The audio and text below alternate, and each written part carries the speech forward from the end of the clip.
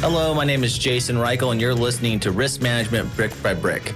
I'm fascinated with people who are helping build and maintain the physical world around us.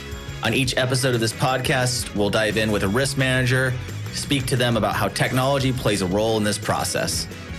Welcome back to another episode of Brick by Brick. We're here at Riskworld. We're going to be talking to James Alexander. Thank you for joining me, James. I really appreciate it. You're welcome. Why don't we start with a little bit about yourself? Why don't you give us over 30,000-foot overview of your career and what are you here at Riskworld trying to accomplish? Well, let's start with Riskworld. I was here speaking yesterday on climate change resilience and reporting using applied Earth observation, but that's the end of my career this year. I started underwriting in 96, environmental impairment liability with Allianz, and then progressed on to broking and advisory through Willis Towers Watson and Lockton, and started Meliora-ESG Limited 2 years ago. Okay. There's a lot to unpack in that story. So let's start. One of the things that I was interested in is with satellite-based structural auditing, like changing the way we understand how climate-related risk happens to infrastructure, what types of risks is that exposing that we didn't know previously?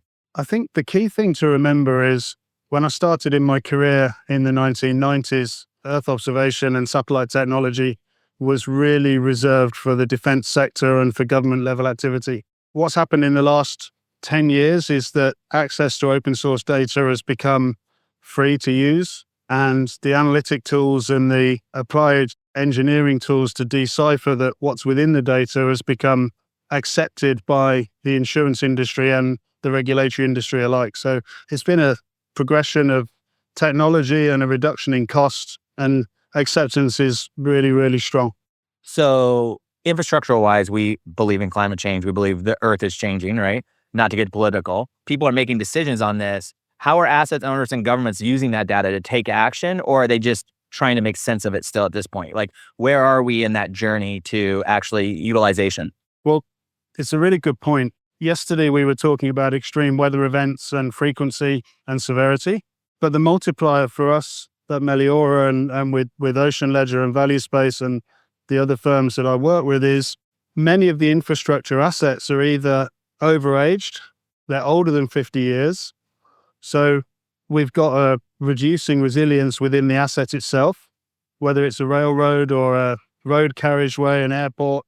But the extreme weather events and the change in macro changes in the environment mean that the original resilience and the original design criteria are now under more stress and more pressure. So applied Earth observation and GIS, we're able to model retrospective data and create more meaningful contextual baselines as various climate change scenarios or weather event scenarios unfold. And for insurers, that's looking at aggregation and concentration. But I think the main thing to consider is if you're designing a new infrastructure asset in 2025, you're designing to today's standards with today's materials. There's so many insured assets are 25 to 35 to 55 years old. They weren't designed to similar tolerances as modern features. Yeah, I live in San Francisco now, in Silicon Valley, but I'm from Seattle, Washington. And I just was reading that the bridge, they're closing down half of Mount Rainier because the bridge structurally can't handle it. And it's not safe anymore. And there's no way to really rebuild that with today's, like making it future-proof in a way. Yeah, future-proofing is really a massive concept. But what we do and what our clients are doing is we're using structural audit to detect anomalies. Because let's say you've got 100 data points. If 90 of those data points are showing no exceptional movements or exceptional damage or exceptional potential for damage, we want to focus on the 10 data points that are outside of tolerance. So the application of satellite technology really focuses remedial works, early intervention, and allows us to see almost in real time when movement is showing an underlying causality that you might not notice. So short of rebuilding, repairs and maintenance and active intervention, active closure to protect risk and protect society can be really, really powerful in the risk management framework, even if it's uninsured, if it's a municipal asset, if it's state or government managed asset. You can be planning better. Yeah, you can be planning rather than being reactive. But bridge decks, supporting structures, but the change often isn't in the bridge deck. The change is in the supporting geology, which is getting wetter and is getting less strong because of continual and rapid change in big weather and extreme weather events. Do you consider what you're doing to just be part of modern infrastructure, things that modern builders need to take into account? Because, there's an argument that, you're making builds more expensive when you do this data. I mean, I'm all for it, but when we talk about this, what are the real world impacts to getting projects built if you're looking through all this? Or do you think, no, this makes projects sustainable and actually tolerable? That's a really good question. So as a former underwriter and as a risk professional, infrastructure projects are initiated, funded, designed and constructed, and insurance is just an enabler to smooth the risk profile in that process. So the asset and the infrastructure is the starting point, and the insurance and risk management community support the delivery of that asset. Even 15 years ago, a pre-construction survey, a planning process for a mine or for a large infrastructure program could be 10 years in design. So for 10 years, you've got surveyors and boots on the ground. And during construction, you've got multiple individuals on the ground truthing the progress. We can do a 15 million hectare analysis on a waterfront or port development in under 4 hours. We can do that at a 6-day frequency, pre, during, and post-build. So if you've got dynamic compaction, over surcharging and settlement and subsidence management, and if you're working in a coastal zone where you've got sensitive potential inundation or surge risk or sea level rise exposure, you still need boots on the ground to comply with your construction permit and your planning permit or your federal or in the UK in your Town and Country Planning Act laws. But everything within applied earth observation is augmenting, it's not replacing. So you might be able to detect an anomaly earlier so it doesn't become a increased cost of working or a delayed startup claim. It just becomes an issue to deal with during that construction phase. But my focus and my experience is on 10 to 25 year long insurance programs where you've got a 3 to 5 year lead in, a 3-year construction period, and then a 10-year operational phase. So it's a shifting of the paradigm in a way. It is, but Gartner predict that 80% of insured assets will be surveilled by applied earth observation within the next 6 years. And that's going from 20% this year to 80% in 6 years' time. And the insurance companies need it too, because it's the only way they're going to be able to go into markets, build a risk profile that makes sense and allows them to stay competitive in the space as well. And insurers are looking at a different metric. They're looking at claim velocity, concentration and aggregation, and portfolio performance. So if we're working with insurers comparing a 10-year loss run retrospectively, when we start using applied earth observation, we can now live track propagation of claim, notification of claim, settlement velocity and time, and give insurance metrics rather than physical movement metrics. And that's the important thing for the carrier community. They can understand, yeah. That's their difference between a great year and big dividend or an itchy, squeaky time of, this is close. Yeah, absolutely. So you've worked across, ESG strategy, structural risk, innovation, all that. What connects to this work for you personally? Like, why this field for you?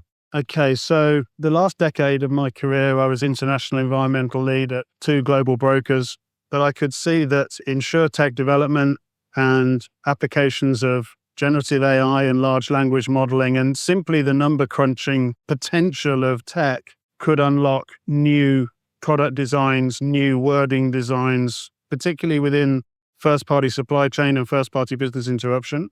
But I'm quite an old guy. What excited me was the young professionals coming out of risk management degrees, risk management masters, people like Reichl at Lockton, people like Hannah Smith in London, who are setting out on a career in risk management, and applications of big data, use of satellite technology. When you put Page Ropers, Reichl, other Lloyd's Lab cohort companies, right. and there's 20 companies going through innovation hubs every year. These young professionals are showing established insurance providers a new way of managing and delivering technologically driven underwriting methods. And that's what excited me. And they're coming in with this in their kit to begin with. It's part of their basic risk management framework. Whereas I'm talking to a risk manager at a large construction company and they're acting like this is a drag to be adding to that. Not to say that it's a young versus old kind of thing, but it's nice to see some of this stuff becoming the baseline versus an additive part of the risk profile. It's very much an additional part of the process. But I think for somebody at my stage in my career, in my 50s, I've got underpinning insurance knowledge of how the insurance market works. So for me to be able to learn from a younger professional who comes in and says, we can do this with this applied technology, I'm then looking at the outcomes of that technology and the relevance to insurance. And with a global insurance provider writing a conventional line of business, if you're writing a 3-year, 5-year claims made wording, you're on risk for 5 years. You're not turning the ship around for at least 3.5 years. So that elasticity of reaction being really, really long, over a long time frame, the pace of development in underwriting, especially around ILS, insurance-linked securities, and parametric and alternative risk transfer structures, that's what excites me and has got me into working with both the funds and the operating companies in this sector. Here's a question from the audience. How can risk managers start incorporating satellite intelligence into their current risk frameworks without needing a PhD in geospatial data? I would say engage with a company that is taking complicated data streams and simplifying it to user experience. There's a number out there. You don't need a PhD in data science to understand the outputs delivered by these companies.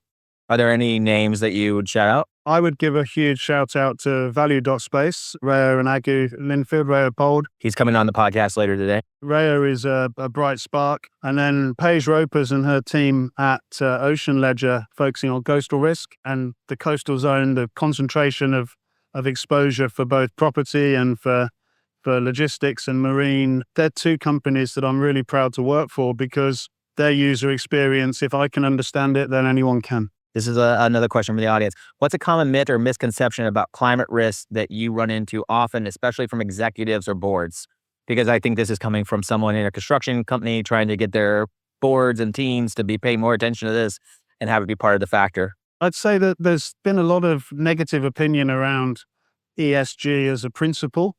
But as an environmental underwriter, I don't really see that ESG is anything novel. It's just a new name for being a good corporate citizen, respecting your environment and using good governance to deliver good outcomes. And you would eventually see these effects on the ground at some point, but way too late. But I spoke yesterday about the materiality thresholds for Security and Exchange Commission reporting, and talking to the audience, one of the takeaways that we discussed was the only party that determines the materiality threshold of your actions and material risks within your portfolio is you as the operator. Right. You can't rely on anybody else. You've got to form an opinion as a board and report with transparency, integrity, and honesty. And I think every board should be doing that. And when, to answer the question posed, it's on your desk. Maybe don't work at a company where your executives or boards don't care about this. Go find the ones that do. Yeah, use your advisory channel. So your broker, your counsel, your lawyer,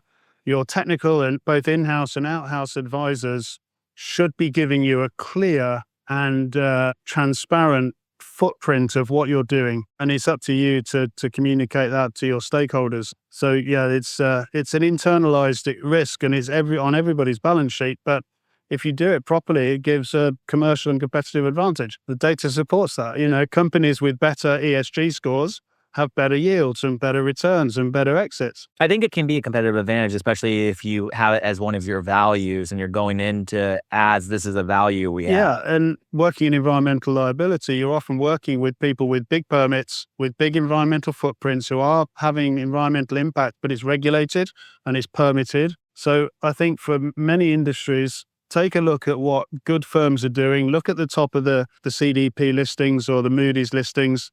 Look at those firms who've got great ESG scores and see what they're doing and how they're doing it. Let's play a game of risky or too risky, okay? Yeah, cool. Okay, cool. So first one here that I wanted to ask you, ignoring minor safety violations to meet project deadlines, risky or too risky? Too risky. Too risky. From your experience, how do you create a culture of where even the most minor things are important to this? I often tell my girlfriend when you drive past a construction site, there's probably some kind of insurance claim happening. That's why no one's working here, right? What's your take on that? My take on it, having been on site and having been a contractor, is small bending the rules adds up to big risk. When things tend to go wrong, they start small and they rapidly get bigger. And I had 11 years as an arborist working in the woods with chainsaws and climbing trees. So we would work to the book. And when bad stuff happens, it happens quite quickly. Continuous business relations with a supplier known for ethical violations, risky or too risky? Too risky for me personally. I like to work with like-minded folks and people. I'm a former underwriter. I imagine all these are going to be too risky. To the vodka, yeah. Yeah, I'm risk averse. I don't know why I race cars. How do you change the book then, if sometimes the book is wrong? Is it a database approach for you, bringing data to it to show that the data has changed? Like, how do you change the book? I think the thing, if we're talking about bending the rules in practice or bending the rules on a work site, the key thing to me is having an empty accident book, but a really full near-miss book. So if you can get your staff to confidently report, if something feels bad, if something feels wrong, it probably is. And they should be able to report that in a way without blame or without repercussions. Being protected. And that makes the site safer, yeah. Volunteering in an area known for infectious disease without vaccination, risky or too risky? It's risky, but I would do it if the volunteering outcomes are right. I've traveled the world. I think I'm vaccinated, but if there's a demand and a need there to help folks or to help a client, then I would go. Thank you so much for your time. I appreciate it. That's all right. It's a pleasure. Thank you, man. Thank you. Risk Management Brick by Brick is brought to you by TrustLayer. To find out how TrustLayer manages risk so that the people can build the physical world around us, head over to trustlayer.io.